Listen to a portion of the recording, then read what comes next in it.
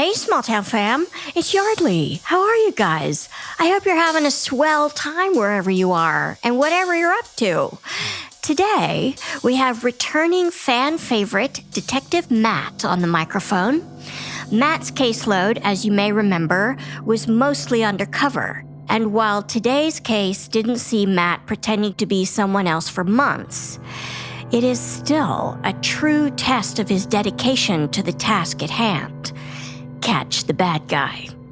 I remember when we were recording this one, thinking it could easily be an episode of your favorite cop show on TV because there's a murder, a fugitive, a maybe accomplice after the fact, and law enforcement has to get really creative with how they're going to catch the killer, which is where Matt comes in.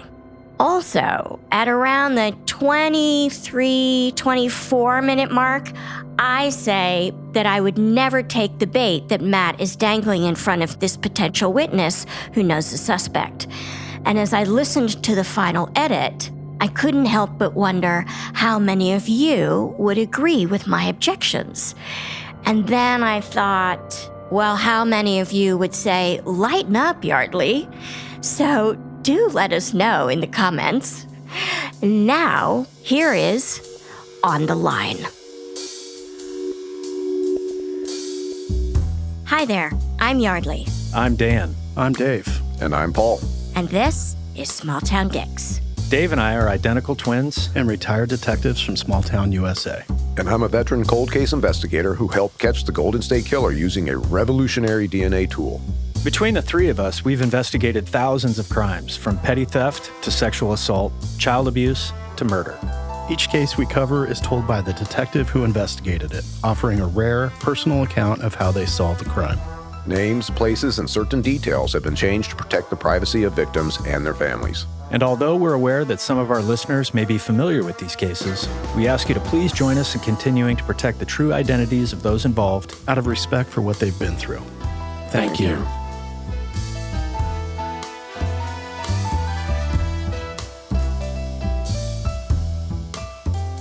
Today on Small Town Dicks, we have the usual suspects.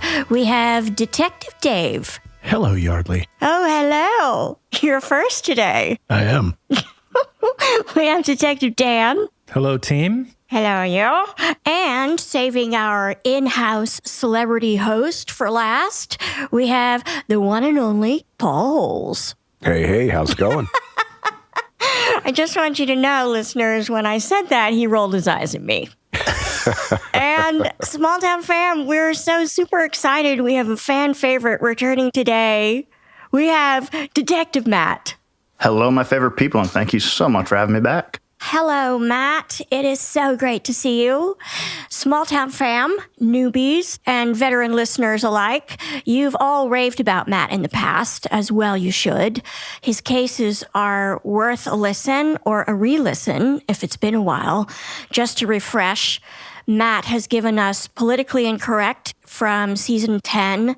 That one is a great case about political corruption where Matt goes undercover, as he often did. There's Deep Cover from season 11 and Charlie Bear in season 13, which is a heartbreaking case about a brutal murder.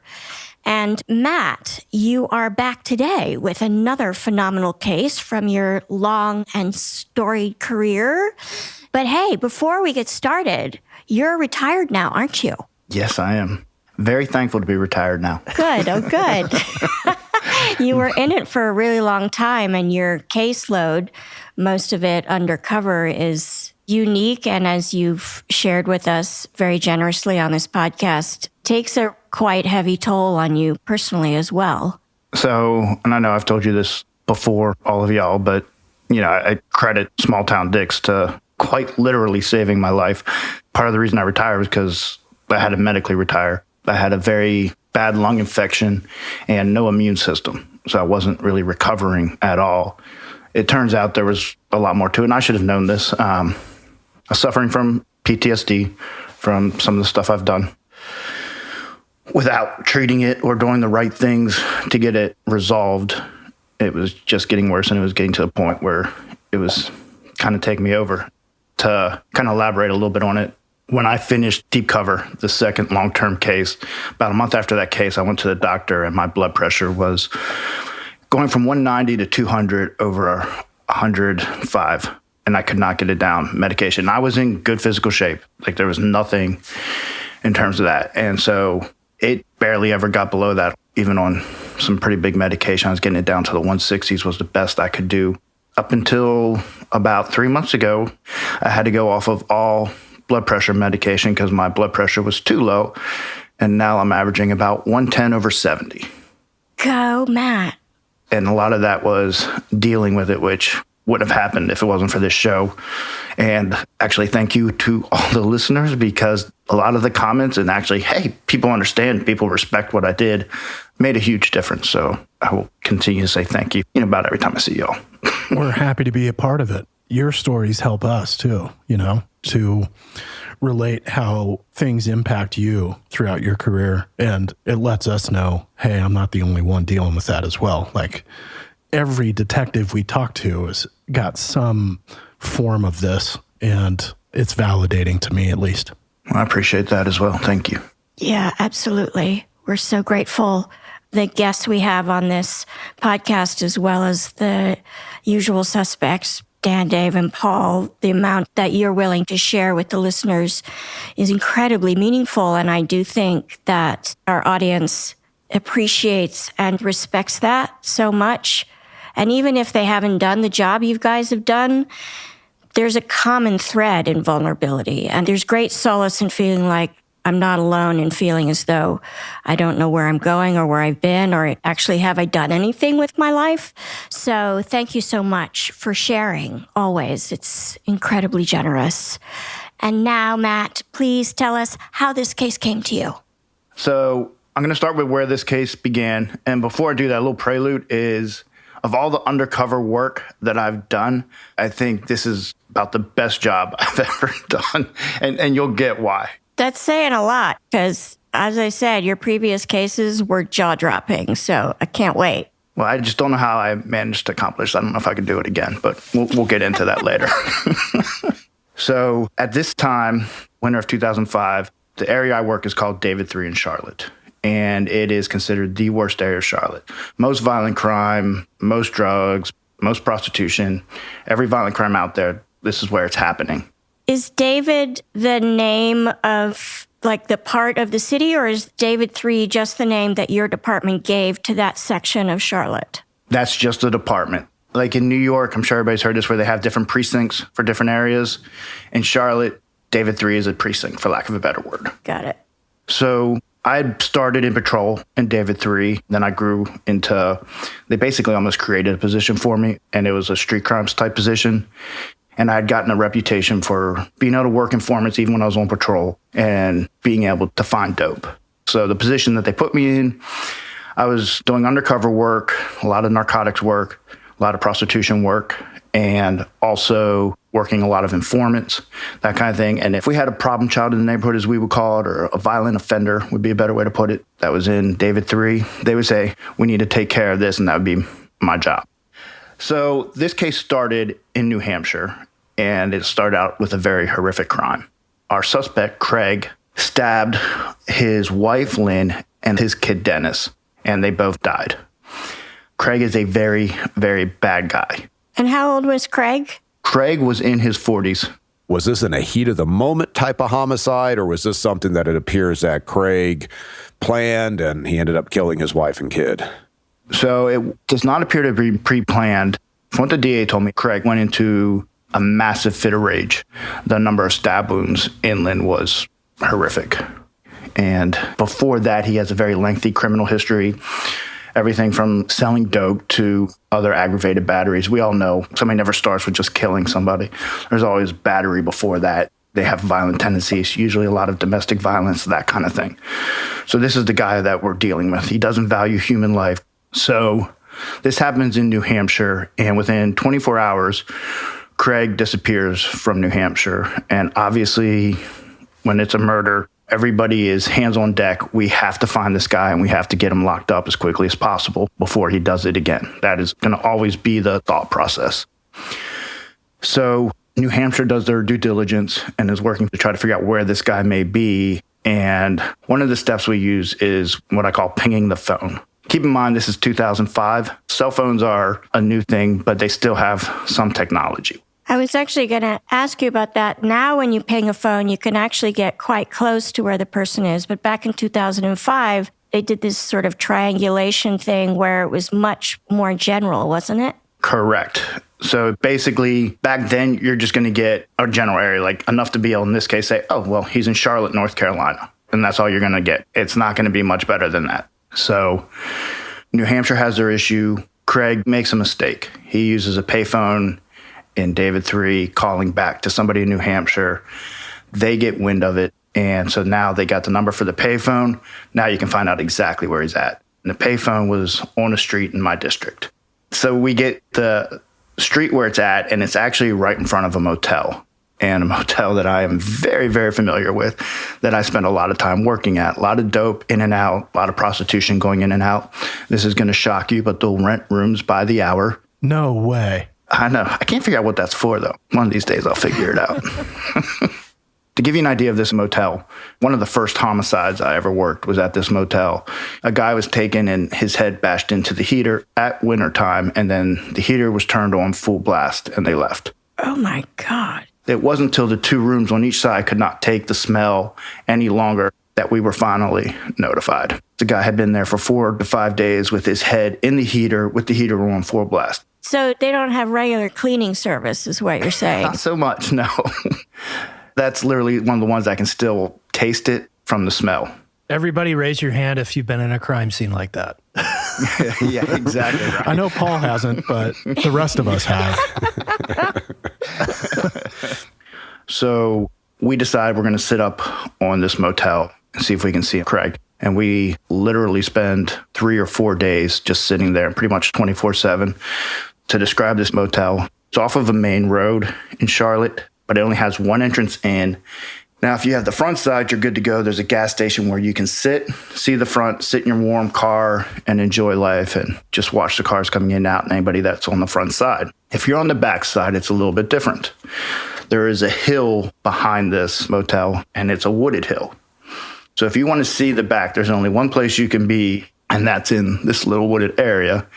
And if you don't remember, I said this was the end of 2005, beginning of 2006, which is wintertime, and it's cold. So whoever got that job at night, which half the time was me, because at this time I had the beard and the long hair and looked scruffy. So if somebody did see me in the woods, they're going to be like, oh, it's just a homeless guy camping. So it works out. Now, are you plain clothes at this point, or are you wearing like a modified uniform? No, I'm pretty much all plain clothes. Like I had a vest if we had to do something where we all had to go hands-on that just said police on it. And I'd wear a balaclava on my face. But yeah, I was looking shady all the time. So 3 days of sitting back behind this motel and not seeing anything. There was one guy that we thought maybe one time that had shown up, but we couldn't be positive. We come back from that and well, we got a problem. We got Craig in our city. We're confident he's here from the payphone, but we don't know where he is. So we come up with a plan B. And like I said, I'm very familiar with this motel. So I take a trip out there and I meet Candy. And Candy is one of our local prostitutes. At this time, Candy doesn't yet know I'm a police officer. So Candy just thinks you're a client. Yeah. And so with a lot of the cases I work, it's important that I pick up sex workers in order to make arrests and develop other cases as well. So Candy and I go for a ride in my car as we discuss business terms for actions. We get pulled over by the police and she ends up in handcuffs for prostitution. And then I explained to Candy, hey, I'm an undercover cop. You solicited me. We have a problem. But today's your lucky day because I don't really want to send you to jail.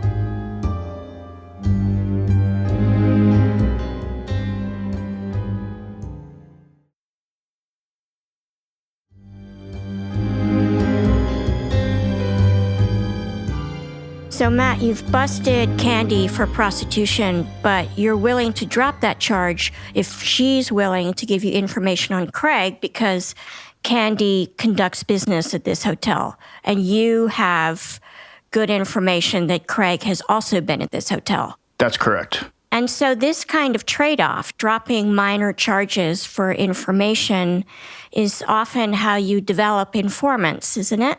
Yeah. This is your bread and butter when you're working street-level narcotics. Prostitutes are one of our best sources, and they always have information. Most of them have a narcotics habit of some sort in this area, usually crack cocaine. So Candy doesn't really like the idea of going to jail. She thinks there are better things that she could be doing than spending her time locked up.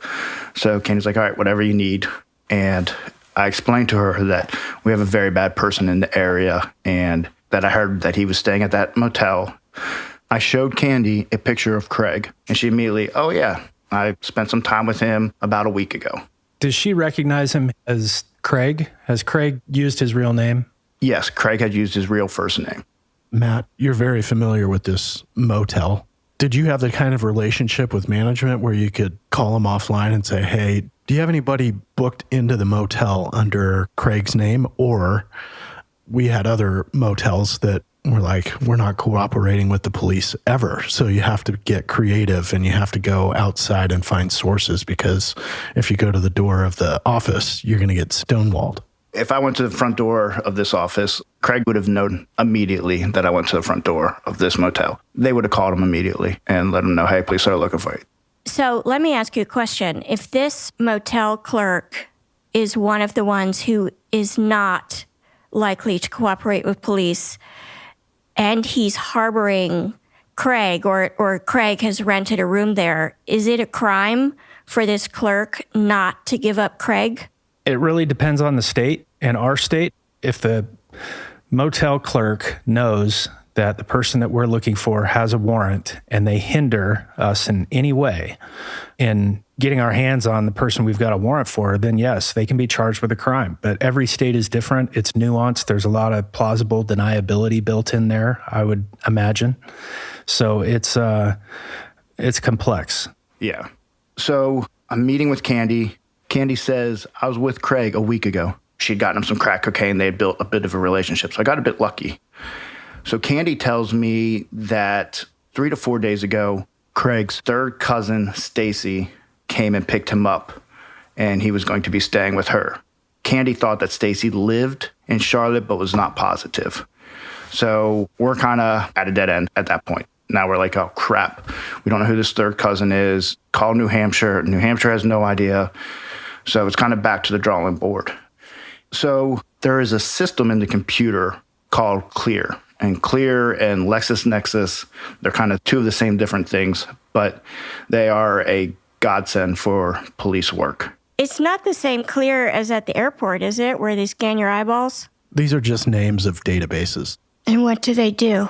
So you can run somebody's name. So in this case, we ran Craig's full name with his date of birth, social security, checked that we're law enforcement, and it gives us a whole report. Now it gives you every kind of car he's owned, his arrest history, his friends, any accounts he's had, and it gives all his associates, and best of all, family. So it becomes tedious at this point because you're literally going check by check by check. Some of the relatives, it may not give addresses or anything like that. So you have to take that name and then plug it in to find out, do they have a driver's license in Charlotte, that kind of thing. So if the relative of your suspect, if their address isn't listed in this Clear database, then you might check with the local DMV to see if you can get their address that way. Yeah. And you just go name by name by name to try to find out who Craig may be with. Can I ask you a question, Matt? How does Candy know that Craig is staying with his third cousin? Does Candy know Stacy? So Candy does not know Stacy. Candy does know that Stacy came to that motel and picked him up and took him away. So Stacy picked Craig up, and somehow they were introduced like Craig said, this is my cousin or something. Correct. So we find Stacy under Clear, and sure enough, she has a driver's license in Charlotte. Perfect. Now it's back to doing surveillance, which if you've ever done undercover work or, well, pretty much any type of case for the most part, when you're trying to find somebody, you spend more time in your car just waiting to find them than I would like to believe. That's why we eat a lot of junk food. It's not healthy. Those are some of the longest shifts when you're just sitting there. Yeah.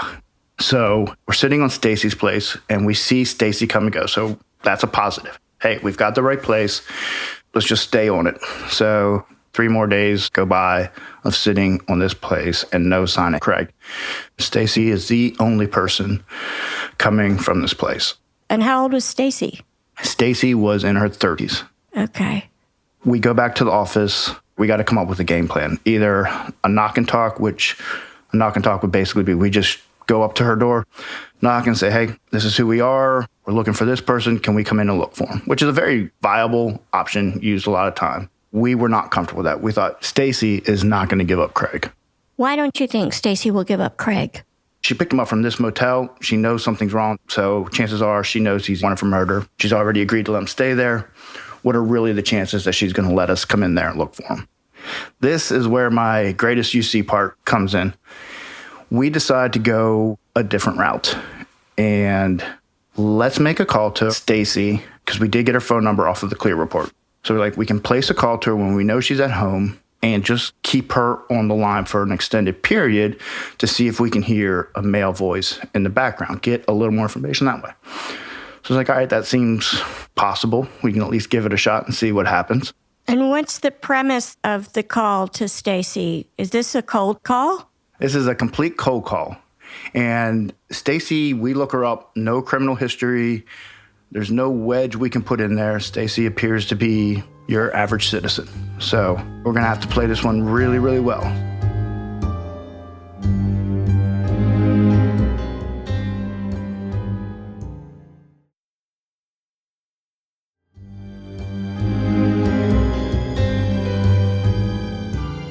So I agree to make the call, and I spend, a couple times game planning. All right, how am I going to do this? What am I going to say? How do I just keep Stacy on the line?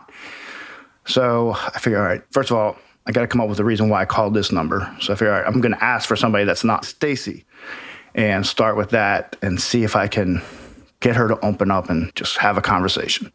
So I pick up the phone, take a couple deep breaths in there, and give her a call, and I say, hey, is Linda there? And Stacy's like, who? And I said, Linda, this is Linda, isn't it? And she's like, no, this is Stacy. I don't know Linda. And I'm like, are you sure? Because I just met Linda the other day. We were supposed to go on a date. She gave me a number. We really, really hit it off. Is there any way, can you think of any Linda you know?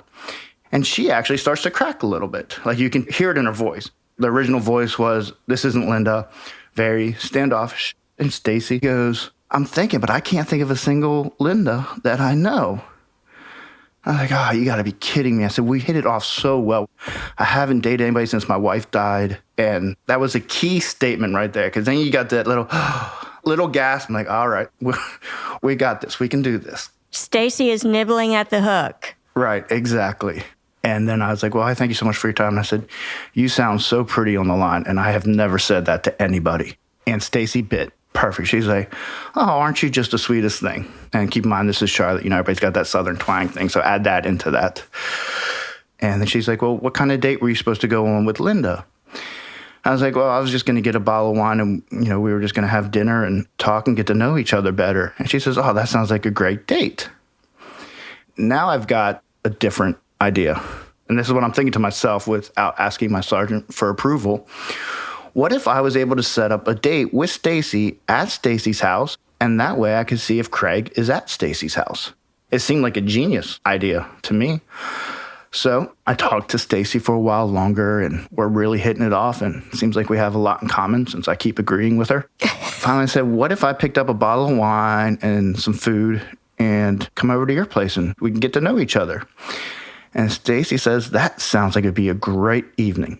And I said, well, give me a little while. I got to get off work, and then I'll come over. I'll call you when I'm coming to your house. And she says, all right, I can't wait. Oh, my God. I just want to say, in a million years, I cannot imagine doing that. And now, especially having done this podcast since 2016, I'd be like, fuck no. First of all, who says you sound pretty when they've never met you? No, it's a hard no.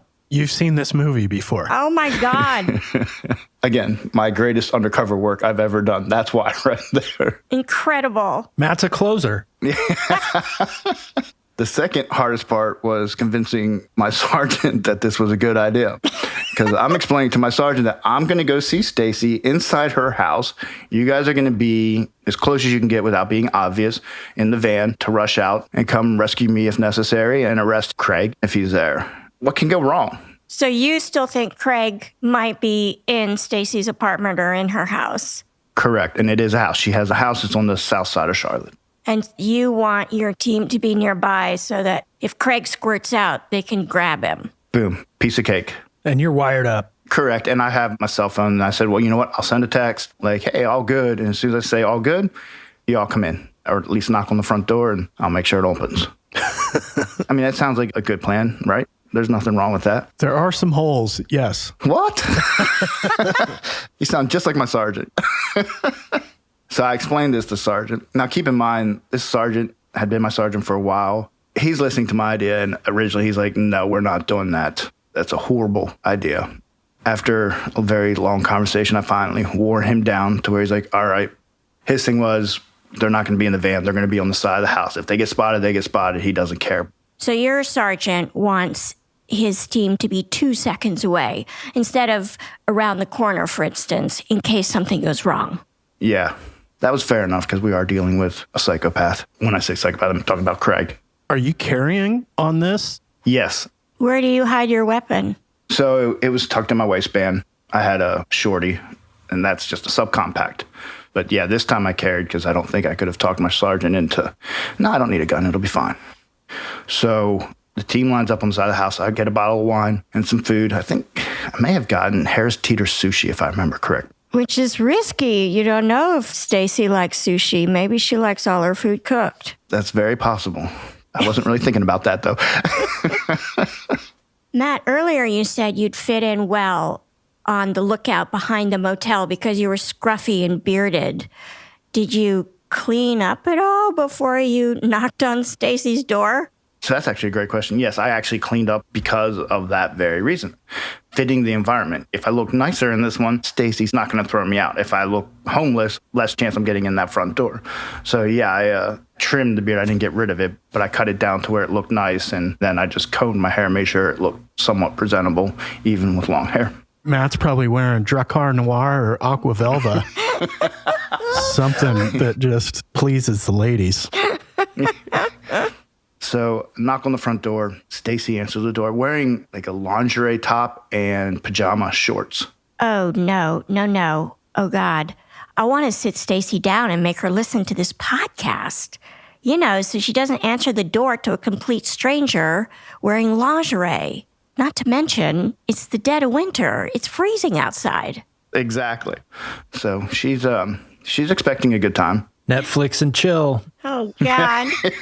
2005, like, did we even have color TV back then? This was VCR and chill. Or Blockbuster and chill, I guess.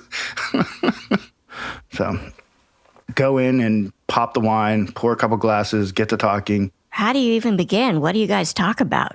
The main topic of conversation was how my wife died. She definitely felt bad for me that I lost my wife. How did your wife die, supposedly? Car accident. Oh. Nothing super creative. I went kind of bland on that one. Better than a long, drawn-out illness, I suspect. Exactly.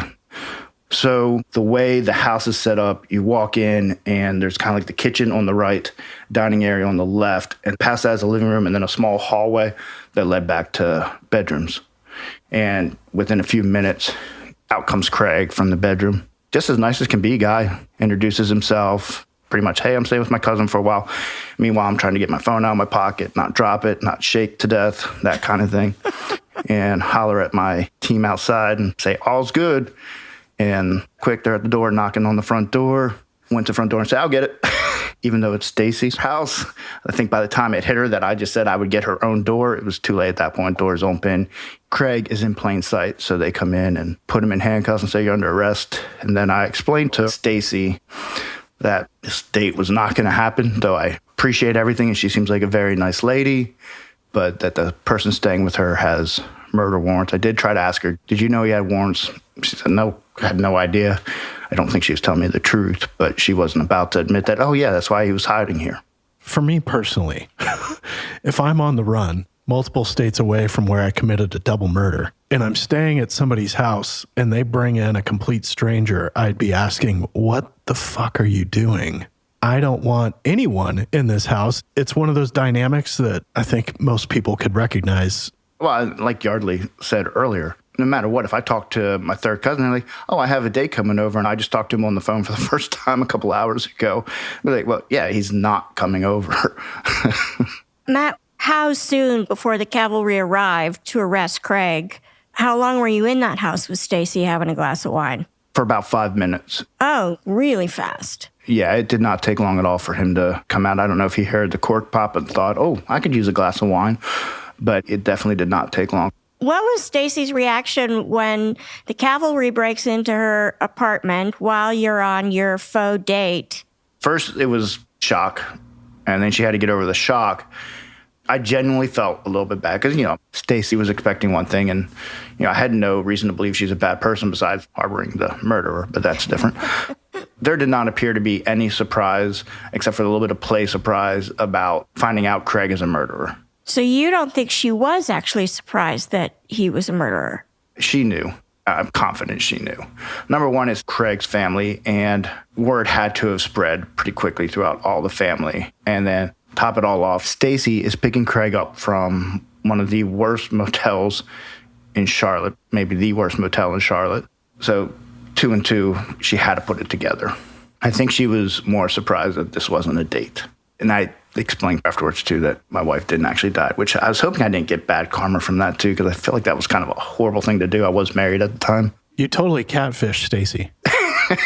That's a crime today, isn't it? I don't know what it is, but Stacy probably felt betrayed. A little bit. But I did try to talk to her afterwards and apologize to her and just explain, we really felt Craig needed to be taken off the streets, that we were scared for other people's safeties, including hers, that he might do something to her. Domestic violence was his forte. And not to get too personal, but are you still married? I am still married, oh, yes. Good. Okay. Which is shocking with all the stuff I put her through, but anyway. We've met your lovely wife. She's amazing. Yes, she is.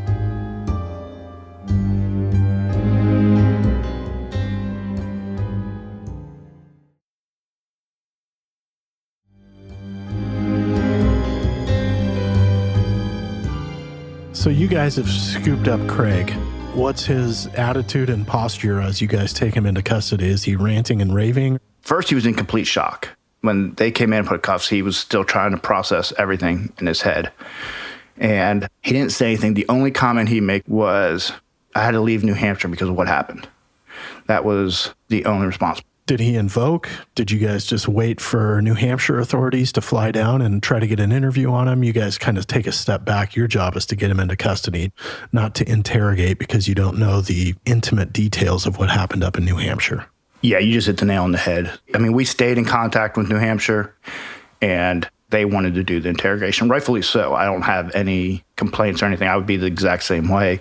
Like you said, they know everything about the case. I don't. I could send this down the wrong road and totally mess up their investigation. It's pretty common when you're in law enforcement, you get a BOLO, be on the lookout, or you have a direct conversation with an outside agency from another state. They'll tell you, hey, I've got PC, probable cause, for this person. If you grab him, don't question him. I want to question him. Or you'll get other directions. Sometimes in a BOLO, you can ask him questions if you want. That's fine. Typically, though, it's especially on a big case where you've got a homicide, where those little details are really going to matter, that outside agency will say, please don't question them. So advise them of their rights when they go into handcuffs and wait for us to come down and we want to interview them. So, Matt, did the agency from New Hampshire come down to Charlotte to question Craig? Or did you send Craig back up to New Hampshire? We sent Craig back up. Like, New Hampshire will pay to have him extradited immediately, especially in that case. They want to get him up there quick. Did you get called to testify against Craig? Yes. When you testify against Craig, what's his affect in the courtroom? Is he just scowling at you because you're the guy who got him nabbed? No, he had a very blank look the entire time. Besides being shocked in the beginning, once he composed himself from there was zero remorse. He definitely didn't care about what he did. Remorse would only be, damn, I got caught. But there is a look Like on the street, you know when you're about to get in a fight with the guy when he has that 1,000-yard stare. When he doesn't see you, you're like, ah, crap, this is not going to end well. It was that look all the time for this guy. It just did not go away. Now, Matt, you may not know the details of the double homicide, but you opened up saying Craig had a history of battery and DV, I'm assuming, on his wife. Does it look like he killed his wife and then went into a different room and stabbed his kid, or were they all in the same room at the time that he's killing them? I believe they were all in the same room and leading out onto the front porch, from what I remember the DA telling me. You've got a double homicide, and then Craig leaves the state. In essence, there's almost an admission in his post-offense behavior in terms of leaving the state. Obviously, when Craig is taken into custody, you're handling him with the mindset that New Hampshire needs to talk to him for their double homicide. Craig does not sound like he's very evidence savvy. Do you know if New Hampshire found any evidence either on his person or within his possessions at Stacy's place or stored in a bus locker or anything like that? So, and I didn't know this till speaking with the DA when I got down there, but they had a ton of evidence. Craig left everything in the house. Fit of rage, and the easiest ones are when they just do it out of rage because they don't hide anything, it seems like. Everything was still there.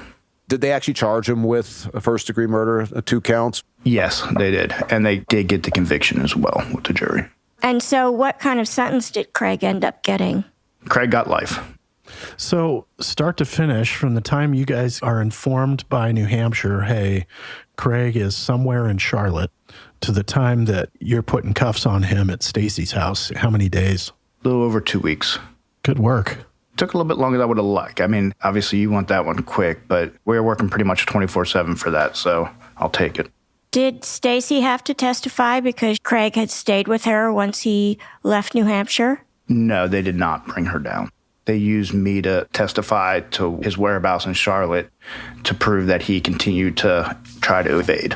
What if they would have put you and Stacy up at the same hotel up in New Hampshire? See, I don't like your jokes. Matt, you mentioned at the top of this case that you feel like it's your finest undercover work. Tell us about that. So, number one, and everybody's going to call BS on this, but I'm actually very, very shy, a bit of an introvert. So UC work goes against everything I guess I should be, but anyway, it works for me. That's where the failed actor comes in. Oh, that's right. I remember you told us in a previous episode that you thought about becoming an actor. Yeah. Like, aren't a lot of actors supposedly introverts? Oh, yeah, we are. 100%. So that's where it comes from. But anyway, to pick up the phone and have to draw out a conversation with someone, I didn't think there was any way I could pull it off. So that's why I kind of was like, wow, that is definitely my finest moment. It's the dulcet tones. Indeed. Mellifluous voice. I think you figured out your retirement gig now. You can just go into telemarketing. I'm glad you said telemarketing. I thought you were going to tell me to just start calling up women. In the other undercover work that you have shared with us, you had to cozy up to some pretty bad dudes. And while you had to get really close to them, there wasn't any romantic component to it. Was it nerve-wracking to go basically on this blind date with this woman, even though you knew you had an ulterior motive, it was for the greater good? Like, do you get nervous when you do stuff like that? Oh, 100%. Especially this one, because you're knocking on the front door, and I'm thinking to myself, what crazy person is allowing me to have a first date after just talking on the phone and spitting all that stuff out? So, yeah, I had no idea what I was walking into. Matt, I am so fascinated by this undercover work. And it's a little bit like being an actor, except the stakes are way higher for you because, you know, I've said it before so many times, even if I suck in a role, nobody wants to kill me. At least, not that I know of. I don't know. I heard directors can be very mean. It's true. Right. Let's talk about the worst directors. No, you can't do that. No, you can't. And critics can end your career, and then there's the audience who takes no prisoners. I'm glad that in this case, obviously, Stacy, you're unwitting. She just wanted to make out with you. She didn't want to kill you. Maybe enjoy a glass of Pinot or whatever red you brought. Or a yellowtail. The great thing about your work is you have to think on your feet. And Matt came up with a plan and it worked. Simpler is better. Right. That is very true. Flirtatious Matt gets the job done. Yeah, that is something I've never been called before. Even my wife, like, she still makes fun of me because the night we met, like, I hardly talked to her. And anyway. Matt's wife is spectacular as well. She is. We got to meet her when we all convened in Florida. It was the first time we'd met you in person, and we got to go out to dinner with you and your lovely wife. I have such respect and admiration for what you did for your entire law enforcement career, and I personally am glad that you're done and spending time with your family and getting to heal your heart and your soul. Well, I appreciate that very much. Thank you. Thanks for that story, Matt. Great job. Thank you so much.